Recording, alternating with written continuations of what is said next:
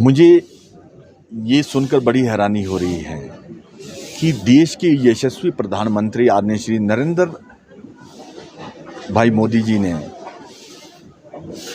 अटल tunnel का उद्घाटन कर दिया और पूरे देश में देश की मीडिया देश की जनता को समर्पित कर दी।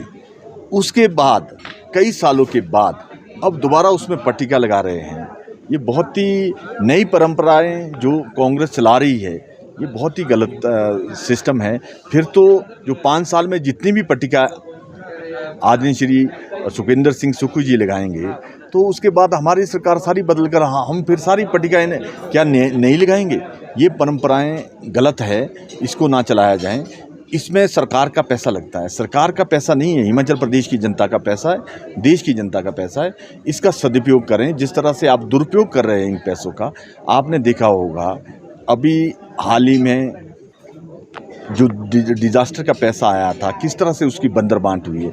एक पंचायत में 70-70 लाख दिए गए, कांग्रेस के पदाधिकारियों को पैसे बांटे गए। ये गलत परंपरा चला रहे हैं और जो गरीब वंचित शोषित जिनको मिलना चाहिए था, जिनका असलियत में नुकसान हुआ है, जिसका घर बार सब कुछ चला गया है, उनको मिल रहे हैं लाख रुपया। कुछ लोगों को मिल रहे हैं 2.5 लाख रुपया, जिनका मतलब कागज़ों में सिर्फ डंगा गया है। इस तरह से ये परंपराएं बहुत परंपराएं गलत चला रहे हैं। और अगर असली सेवा करना चाहते हैं, जो आपने डीनोटिफाइड किए 1000 इंस्टीट्यूशन, जहां लोग घर में दरबार में अपने घर में स्वास्थ्य सेवा लेते थे, जहां अपने गांव में रेवेन्यू की सुविधा उपलब्ध थी, जहां सारी सुविधाएं पिछली सरकार ने दी थी, जो आपने सारी डीनोटिफाइड की है, उसको नोटिफाइड करें, जनता को उसकी सुविधा मिलेगी। अभी हिमाचल प्रदेश के अंदर सैकड़ों बसें नहीं चल रही है। पहाड़ी के क्षेत्र में बागवान किसान इतने तड़प रहे हैं कि आप सोच नहीं सकते। पींट में उनको अपने बर्फ़ के लिए जो 3 महीने होते हैं उसमें रोडें बंद होती है, राशन पींट में ले जाना पड़ रहा है। पर अभी सरकार किसी और ही चिंता में फंसी है कि कोई और ही तिगड़म कर रही है। ये बहुत ही दुखद है। सुंदरनगर सरकार में मेरी अध्यक्षता में ही आदरणीय श्री जयराम ठाकुर जी से एक कमेटी मिली थी, जिसमें बहुत सारे बागवानों का पैसा आर्थू और लदानी मिलकर या बिना मिले कुछ खा गए थे। हमने SIT बनाई थी, उसमें स्पेशल इन्वेस्टिगेशन टीम बनी थी और उसमें SP रैंक के लोग लगाए थे और उन्होंने बहुत पैसा रिकवर किया। आप हैरान रहेंगे, सैकड़ों करोड़ के करीब उन्होंने रिकवर किया है।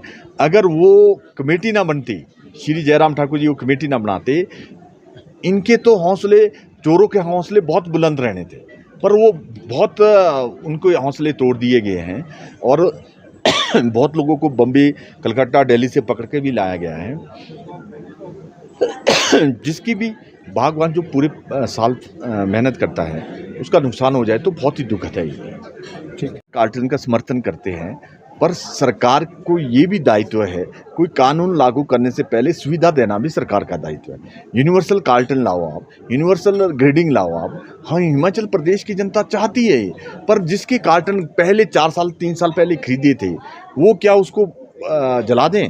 क्या वो उसमें सेब ना लाएं? अगर कोई बेचारा जिसको जानकारी नहीं है, गांव में सारी जानकारियां नहीं होती, जिसके 150 पेटी है, वो अगर मार्केट में ला रहा है, उसको डराया धमकाया जाए वहाँ पर और उनको धमका के डरा के उसको जल्दी पैक करके कहीं चंडीगढ़ पंचकूला जाना पड़े, ये व्यवस्था गलत की है।